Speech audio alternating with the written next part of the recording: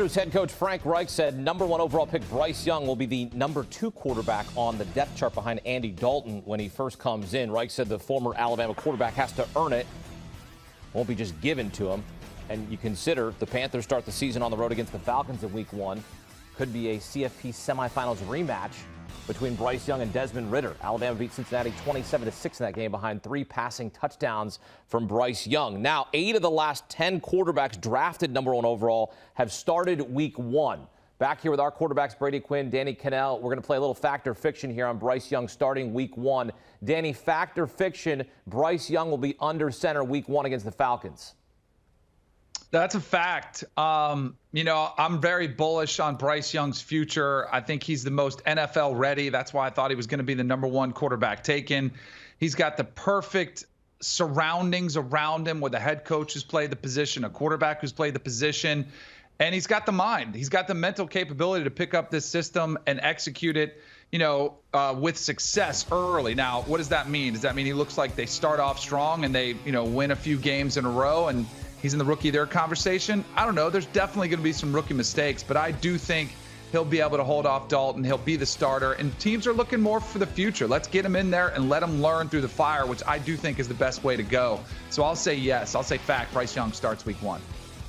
It's 100% a fact. Look, you don't move up as far as the Carolina Panthers did to take Bryce Young number 1 overall and not start him week 1. Are you kidding me? David Tepper would lose his mind. So Frank Reich could say he's starting off number 2 on the depth chart, and we can go through the charades of saying that, oh, you really earned it. But the reality is they drafted him to be the guy. He is the guy. Danny touched on the fact that he's NFL ready. His game will translate extremely well with his ability to manipulate the pocket, throw off balance, off platform. He's as accurate as can be, and he can really shape throws. And again, I think he's a good leader. There's a lot of intangibles there too. So I think he's going to, the more time he spends there, he'll end up stealing this locker room and everyone on this team. And I also think he gives them the best chance to win because of that athleticism and his ability to extend plays that will translate to the NFL level. So it's fact, no doubt about it. I'm being told our excitement has gotten out in front of us a little bit here, but I do need quickly your viewpoint on the other 2 quarterbacks selected there in the first round. Do you see starters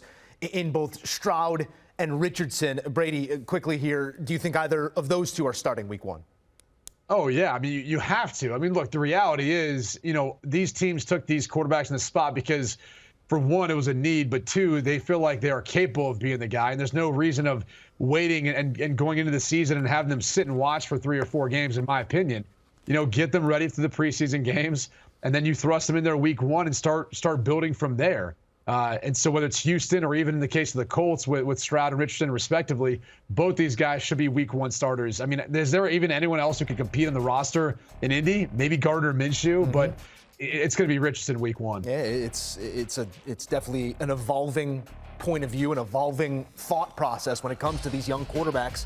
Get them out there, get them the experience. It used to be get him a couple years behind the guy who knows what he's doing, but no better way to learn than to do it yourself. We need to talk winners and losers here as well, guys. Biggest winner from schedule release, DK. Who's walking away feeling like things really broke their way this evening? I'm going to go straight by the numbers. I'm going to go with the Atlanta Falcons, who, according to 2022 win percentage, they have the easiest record of anybody else. I also think the way the division is kind of falling in place. We were just talking about Bryce Young. They're playing him week 1. That'll be his first start. I think they could get out to a positive go there. Baker Mayfield in Tampa, who knows how that's going to go. New Orleans, the favorites. Derek Carr will be there, learning, new system, kind of reuniting with his old coach there. But I still think it's very manageable. And then you look at some of the games. They don't play many Super Bowl contenders out there. They have to road to the Jets, probably one of the tougher games of the year. But not a lot of games that you just look at and say they have no chance. And I think it's a big year for Arthur Smith, and it's a huge year for Desmond Ridder because it appears they're going with this mentality that's similar to what the Eagles did. Let's put a lot of talent around a young quarterback on his rookie deal. Go out, get him a running back like Bijan Robinson, bolster up that offensive line, play good defense. I think it sets up for Arthur Smith to have Falcons to have a breakout year this season.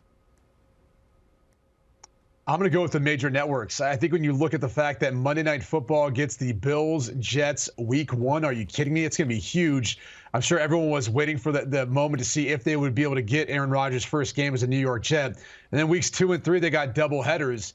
But let's just talk about some of the other networks. This is uncommon compared to years in the past where you'd have CBS predominantly with an AFC schedule and Fox predominantly with an NFC schedule. That's not the case. You've got a solid mix of games amongst really both those networks, and I think it probably plays to Fox more than anything else, given the fact that all the quarterback talent is in the AFC with the exception of probably Jalen Hurts and the Philadelphia Eagles, maybe a couple others you could throw in there. And then Amazon Prime, Thursday Night Football. Al Michaels can finally be happy after some of the stinkers that he's gotten over the course of the past year. So the reality is, I think all the networks, especially the primetime games, Monday Night Football, Amazon, they're probably the biggest winners. I throw in Sunday Night Football, but we all know they have flex scheduling. So their schedule can start to look better towards the second half of the season once that comes into play. Yeah, and don't forget about Nickelodeon, too. Don't forget about that, all right? Translation. Right. Yeah, don't forget about that. We've got a Nickelodeon game. We've got Chiefs and Raiders on Christmas Day as the part of that holiday. I feel like a winner. Yeah, you should be. The MVP, right? Right? The Nickelodeon? Let's not. Okay. If we couldn't, thank you. MVP. All right. Get that slime ready. Get it ready. All right, in terms of getting that slime ready, who's the biggest loser from the NFL schedule release? Brady, start with you. I'm going to say the Green Bay Packers, and hang with me for this one, okay? Jordan Love's filling in for the big shoes left behind by Aaron Rodgers. I think it's hard to believe that he's going to be the next Hall of Famer in line there, at least maybe not in his first year starting. And he's got to be in primetime 5 times so far. Now, some of those games could get flexed out. Maybe we're not going to be seeing them quite as much in primetime. But depending on how he plays this year and depending on how the Packers do without Rodgers, well, we're going to get a dose of that. And let's just look at the schedule for a second. An early bye, that's always a big issue sitting there in week 6. You start off back-to-back weeks on the road, and you finish your schedule with 3 of the last 5 on the road. So it's not an easy schedule combined with the fact that everyone's going to be able to watch if the Green Bay Packers and Jordan Love do have a tough season. I'll just hop on that bandwagon. Great minds think alike. I had Jordan Love as the big loser. 2 road games, and most importantly, week 1 going on the road against the Bears, who have been dominated by Aaron Rodgers the past 18 years. They're going to be out for blood. I mean, there's no easy opponent in the NFL, but you're going to be expected to go out there and maintain this level of quarterback play. I think it could be a rough one for the Green Bay Packers, and I think Jordan Love, no fault of his own, in that week 1 matchup might struggle early. And there's going to be a lot of critics and naysayers second-guessing the move to get rid of Aaron Rodgers, especially if he goes to New York and balls out. Jordan Love, biggest loser, biggest winner. Joe Musso and the Chicago Bears. Justin Fields in week 1. I would add Danny Cannell because he is now on the Christmas card list. There you go. Boom. On the Christmas card. There you go. Both of them. Danny Cannell, Brady Quinn, thank you very much for being a part of our schedule release special here on CBS Sports HQ. And for all things NFL, check out the Pick 6 podcast with Will Brinson and his super friends Ryan Wilson and John Breach. Of course, Danny Cannell and Brady Quinn making appearances as well. A Brady Quinn football week. Sometimes you get them on a Tuesday. It's great. It's great fun. It's a fun time had by all, delivering your daily fix of NFL news and analysis. Get you up to speed so you're always in the know. The Pick 6 podcast, download and follow today.